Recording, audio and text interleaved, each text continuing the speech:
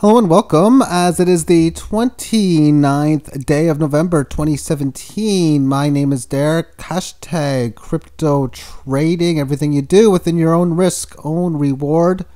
Although I'm only going to talk very briefly about charts in this video. And have you ever heard that this market is like a roller coaster? Because it most certainly is showing the wild rides today and over the past several days, weeks, and months. Enter the 5-minute time frame, which seen earlier all-time high levels in US dollars at around 11,400. And then we seen a small fall down to 10,000 and change, about $1,000 drop. Okay. So then moving forward, makes this lower high, does not correct positively within this band. You can see market movements in here, how it resists it. Breaks below support a few times within this pattern in the early stages, once in here, and then all the weakness shown in here, especially on this break. Technical analysis doing what it does. Oftentimes, big levels of support resistance match and such. This level matched with this one. Previous levels of support after decent gains oftentimes can have some sort of support. This level and some sort of support already. It's already had just a small gain within such. I'll go back to this chart in a little bit, but quickly let's go to the more longer term charts. Price action, when it was all said and done for the Wednesday session, closed well above the 18 average of highs, well above the trend line, which is pretty much the same spot right now, and well above the last previous key resistance point in which it came from, which is down in here. Is this the start of the blow off top? It's already been down a decent amount because there are a lot of decent moves to the downside that can happen if that is going to be the case. It is a matter of when this level breaks. The only chance I can foresee that this support level, which is the upper resistance level before, now support, that is, the only chance I can see of it not breaking and holding is if hyperinflation in the world happens in the near term. And I don't think that's going to happen.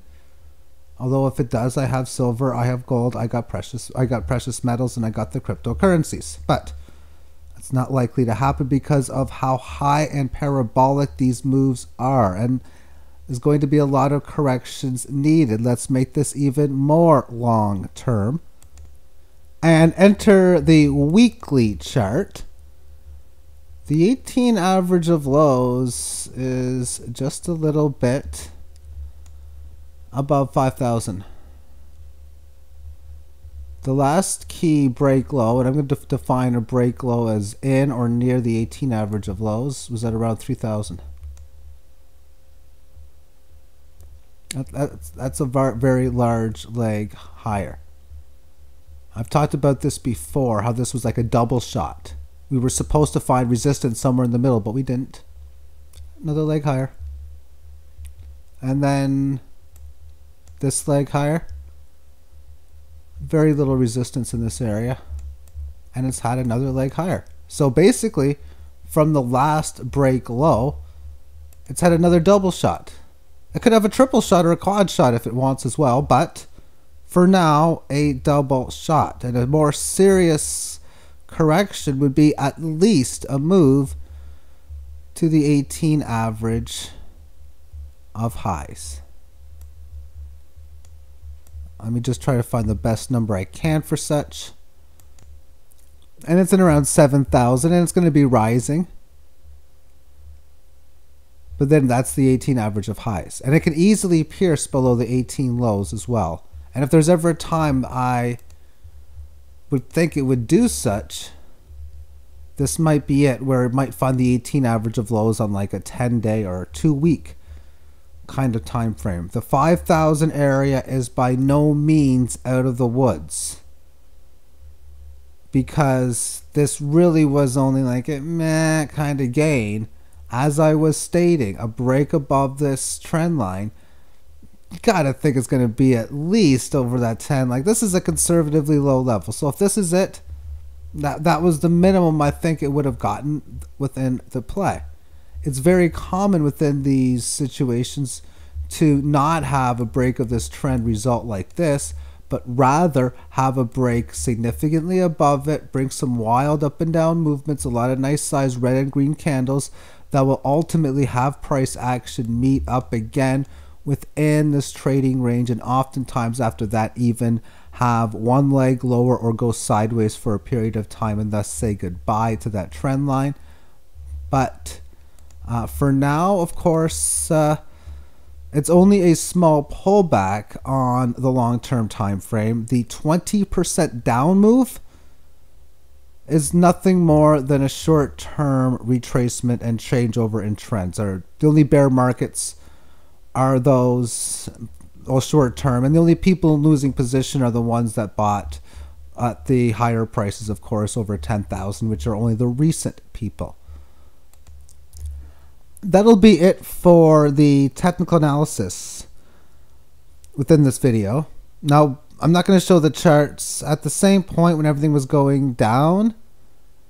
That also meant that a lot of the other altcoins, pretty much Dash excluded, also went down at the same point. So a lot of this has been profit taking within the currency of cash. And I've seen this happen before. I do expect that any pullbacks are guilty until proven innocent. But because, as shown, the longer term time frame, it has barely pulled back, it is still mathematically in need of such, given where the 18 average is. And I was thinking, you know what, there's a Christmas gift I wouldn't mind giving away or buying. And we're in a world now where Bitcoin can be used as money, as long as, of course, the other person of the trade will accept such. We're in a day and age where if you are doing business with the mom and pop brick and mortar, any of those that happen to be liking Bitcoin might have a good chance of accepting your transaction. And I knew this person, very computer savvy, a trader, and I was talking to him, and look, I got the time frame. It would have been at about maybe somewhere in here,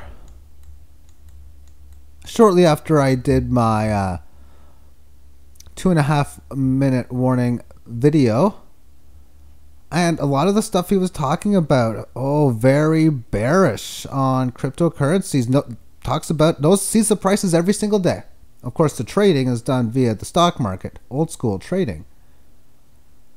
And what was very interesting was the fact that a very negative bias towards it, talking about CME, how it's going to be set where the big game players are just going to crush the markets.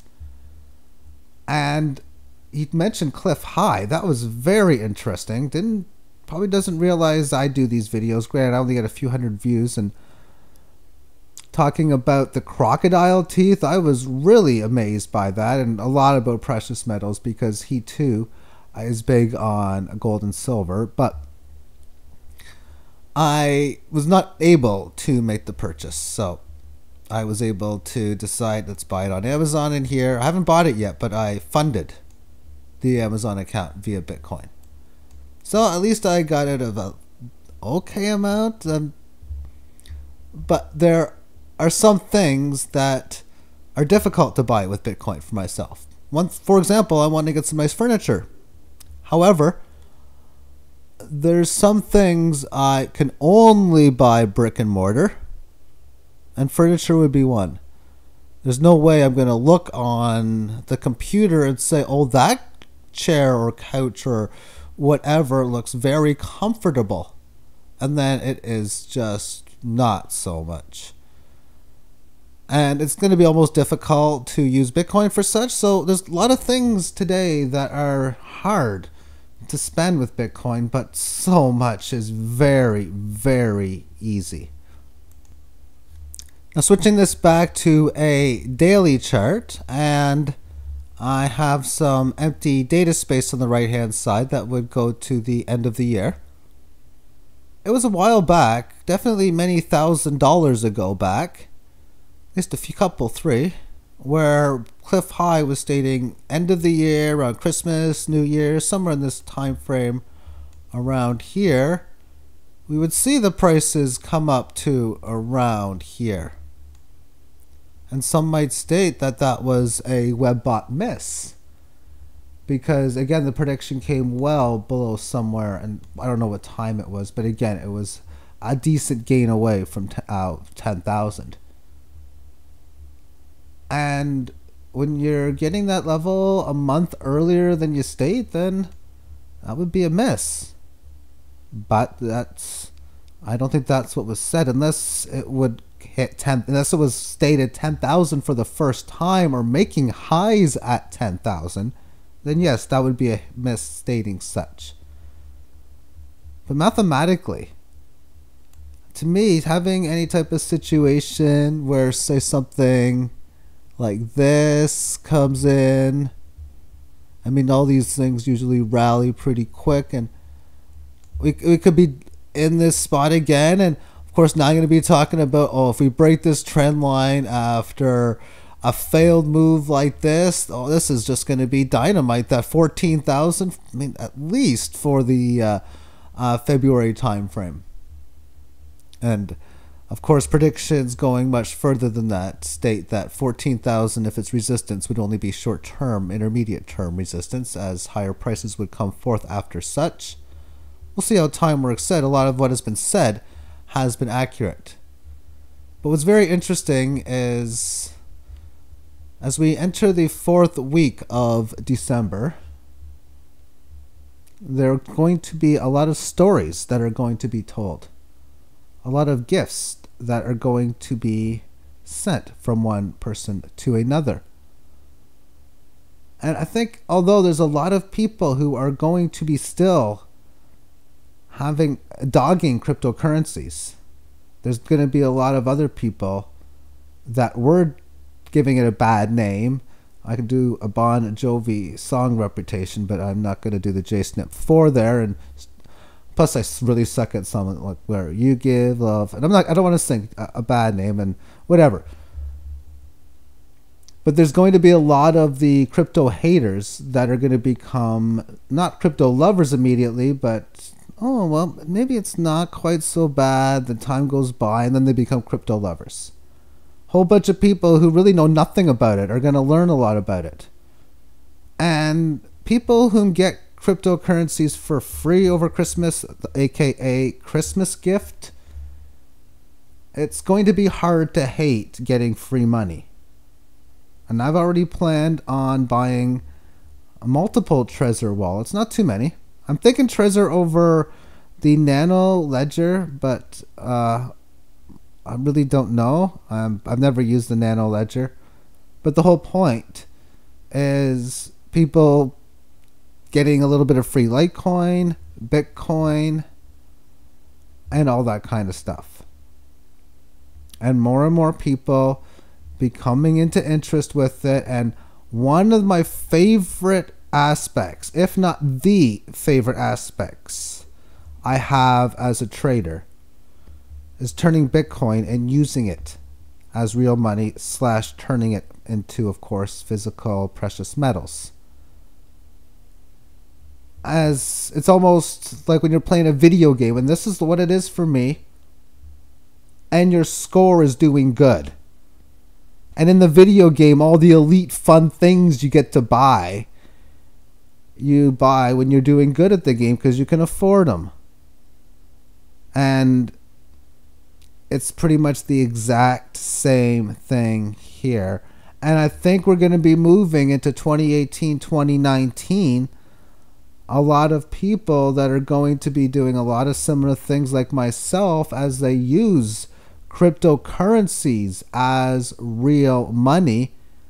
And as I was talking before about vendors whom don't take Bitcoin right now, you almost have to go, almost like in cities where you got like a Chinatown, or Little Italy. I'm talking about Toronto. That's what they have, is a name called Chinatown and Little Italy.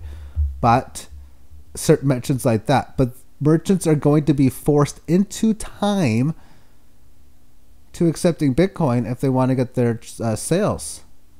I do think that's going to come into play. And when you talk about bubbles, and they're saying, if anyone uses the example when the hairdresser or the barber or the taxi driver talks about Bitcoin, it's a bubble.